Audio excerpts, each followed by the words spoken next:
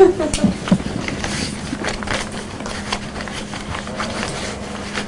ready for me, y'all.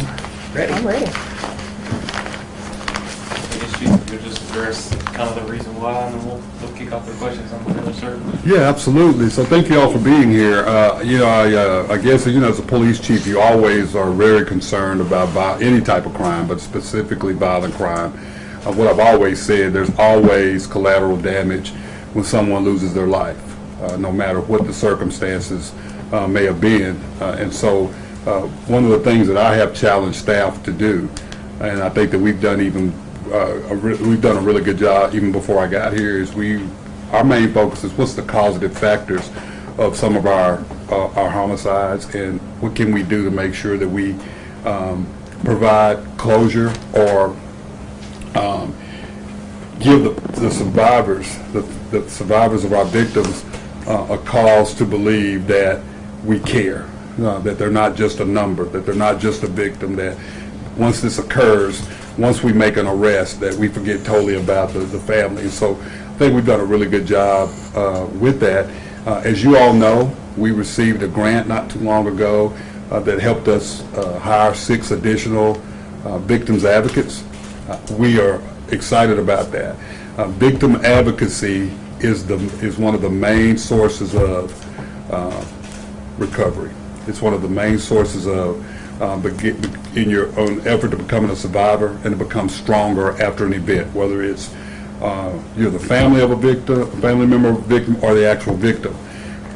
I'm excited about this because now we have enough resources. We have the resources we need to make sure that our victims are our priority. They've always been our priority, but I truly believe that you can not just go out to a call, take a few notes, go back to your office, type up a case report, and then that's where it stops. You have to show the families that you care. It doesn't matter the cause of someone's death, that's someone's child, that's someone's relative, and it's going to be collateral damage no matter what. So I'm very, although we have a high clearance rate, our clearance rate of our homicides are way above the national average, but that still doesn't make me happy, because I would like it to be 0% homicide in our city. I don't like, I would prefer there not be any violent crime. Unfortunately, that's not going to happen. And so, but it shows that we are working very hard to address our issues when it comes to violent crimes. One of the things that I have noticed as a police chief when it comes to our violent crime is that I believe in the city we have a problem of conflict resolution. I just believe that there are a portion of our community does not understand the importance of knowing how to disagree with each other, and then it goes to the level of violence. And so we really want to work on improving our efforts to improve our conflict resolution platform in this city. I think that's going to help, because about 70% of our offenses that we've had, our homicides, the victim and suspect knew each other some way. Whether they met during a basketball game, whether they had met somewhere prior a year ago or so, they knew each other. They had had some form of encounter. And so to me, as a police chief, that does focus on the fact that we do have a conflict resolution problem in the city. And all efforts from my office and from our department is we're trying to figure out how to solve that conflict resolution problem in our city. And I think once we get that solved, I think that goes hand in hand with our reduction in the number of homicides that we're having.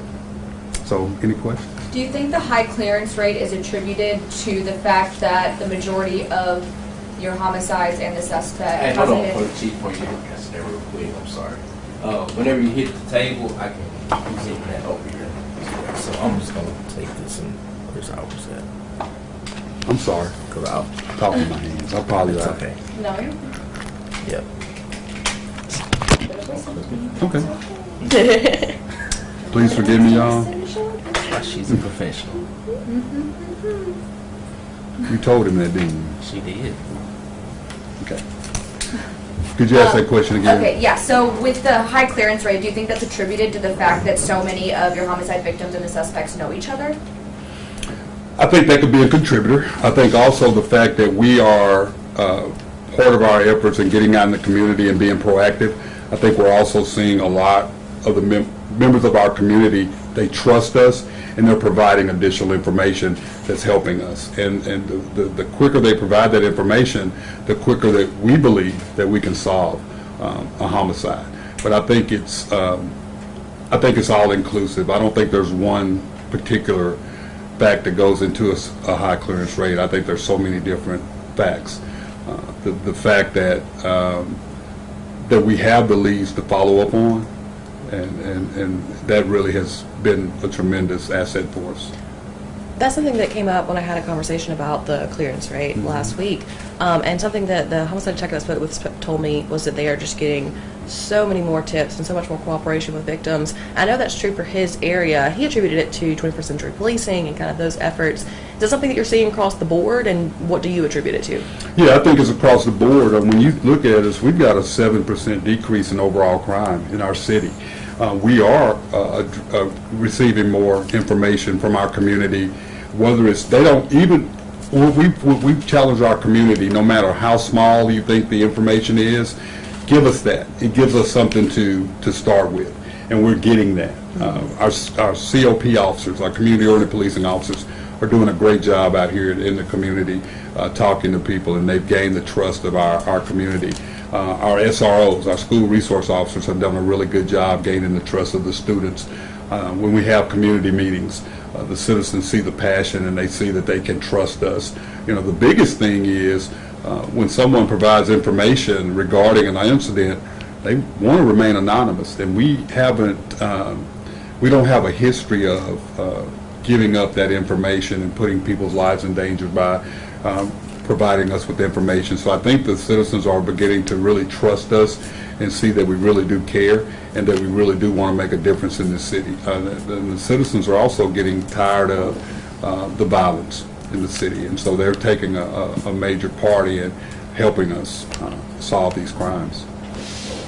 Is there a particular motive or for most of these homicides? You know, is it robbery, drug related, or is it just domestic? I think all of the above. I think the majority of them have been incidents where that we wouldn't have had any idea there was a problem. One of the things as a police chief, you go back and you look at these offenses, and it's particularly the location that these offenses occurred, and you want to know how many times have we responded to this location before. And what I've found is that the majority of these, we have not responded to these locations at all. These have been incidents that occurred at the last minute. For whatever reason, someone disagreed with someone, someone had an issue that may have occurred a year or so ago, and then on this particular day, at this particular time, it became deadly. And so we you know, it's kind of difficult to, those type of incidents are kind of difficult to watch out for, because they're not trends in certain areas. So if you have a robbery, the possibility of someone committing robberies or burglaries in that area are pretty great. When you have these type of offenses, sometimes you don't know where they're going to occur. If they're in a house behind a door, you really don't know what's going on there. And so a lot of these have been those one-on-one encounters based on some type of disagreement. For whatever reason, someone's life was ended based at the hands of somebody that they knew. When we say these, are you talking about the unsolved ones or homicides? I think all of them. Okay. All of them have you know, from what I've seen, at least 70% of our homicides for 2019 have been the victim and suspect knew each other in some manner, and that's really sad, because that's where it goes back to me talking about our conflict resolution. You know, what caused them at that particular time to have that type of altercation, which led to someone's death. And that's the puzzling part. As a police chief, you try to find that piece of the puzzle so that, you know, you can prevent that from occurring. But these are incidents that occur just spur of the moment. We don't know if tension was built up over months, years. We just know at some point they knew each other. There was an encounter. We've had a couple of these that started outside the city, and unfortunately, they ended up here in our city. That doesn't look good for us either. I don't wish it would happen in another city. I don't wish anybody's tragedy to happen in anywhere.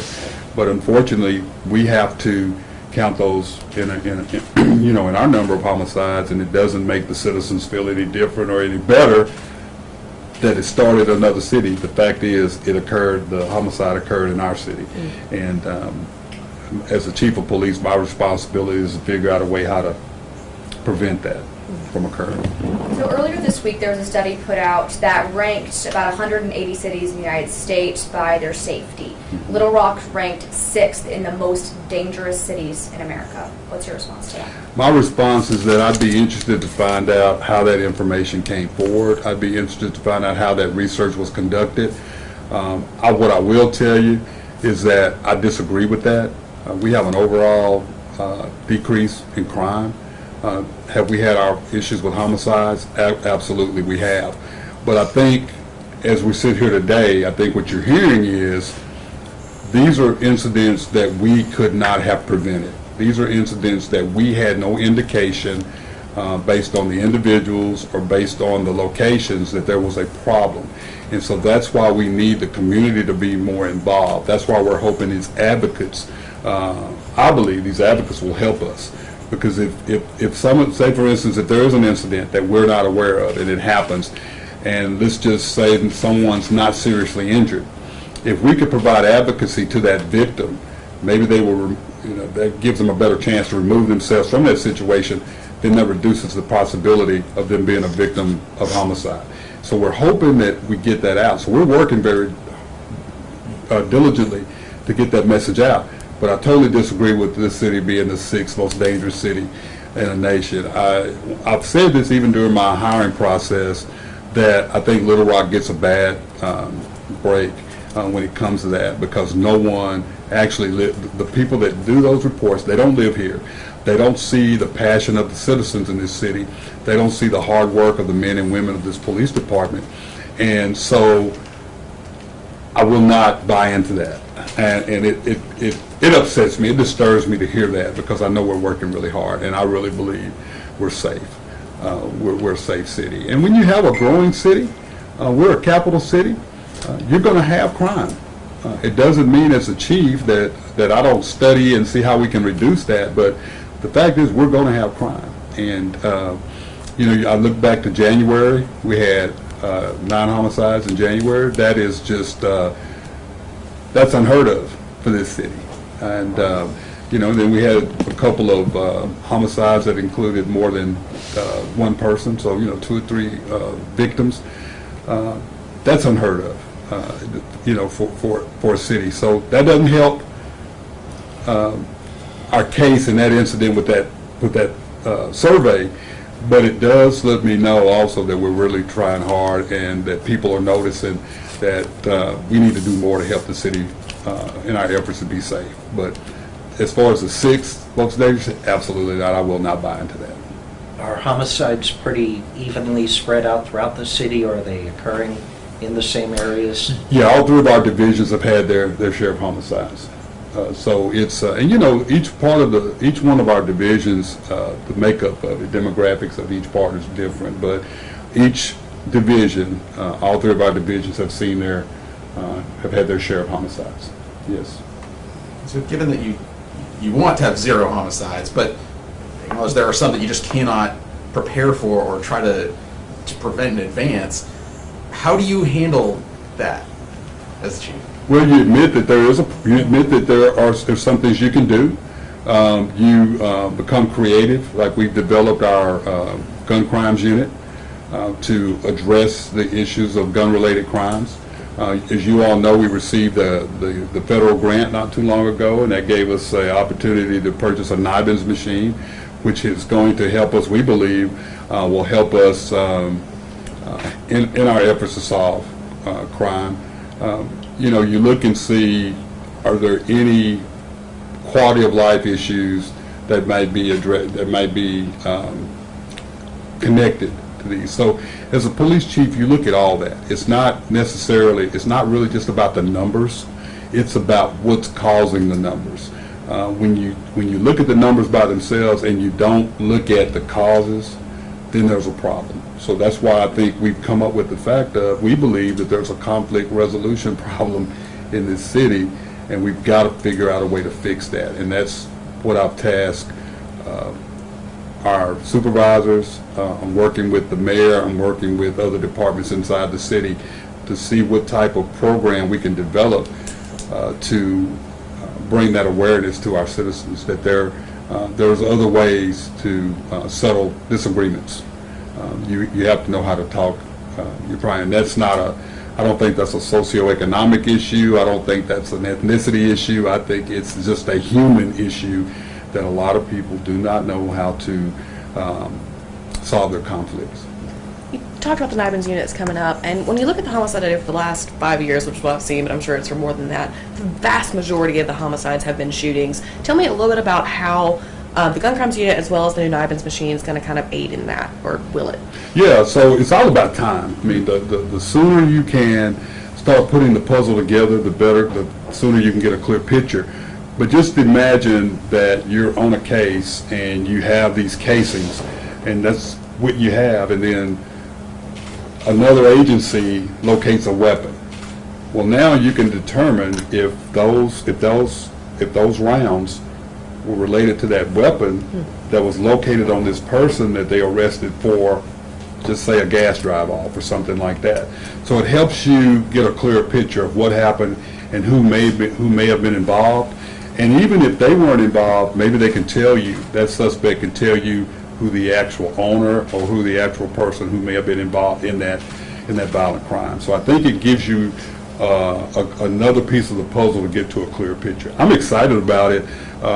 We realize that we have there's a gun problem, not just in the city of Little Rock. There's a gun problem throughout the nation. We understand that nobody wakes up in the morning believing they're going to be a victim, and so our main focus is how do we reduce our community's chances of being a victim of a crime, especially a violent crime. So I'm excited about our NIBINS machine, and the gun crimes unit specifically focuses on our gun crimes, and to see specifically if they're related and how we can track back of how many other offenses this weapon, and who are the people who may be responsible for a lot of these violent crimes that we may not be able to solve at this particular time. And I know we have that partnership between the U.S. DA's office and then for the federal prosecution of gun crimes for possession mainly. Is that still active? Absolutely. Our partnership with all the federal agencies is stronger than ever. You know, we had the Public Safety Summit, and we had all the partners in, and you saw the unity, and it's gotten even better. We have not and will not stop working with our U.S. Attorney to file gun crimes on a federal level. We're going to continue to do that. Any of our violent crimes that we believe that we can get federal convictions or federal case violence, we're going that way. And I think that helps in the message also. As you notice, the U.S. Attorney kind of did a marketing scheme around the city, talks about gun crimes equals federal time. I think that's been amazing. I think the more that word's out there, the more people will kind of stop and think, is it worth it? Because if you told me that I'm going to spend 95% of my conviction behind bars, I'm probably going to think about it. I mean, that's hopefully. There are just some people that don't care, but I think that could possibly also be a deterrent in some of our problems. So you said that the United States and Little Rock as a whole, there's a gun problem in this country. Mm-hmm. Are you a supporter of tighter restrictions on firearms?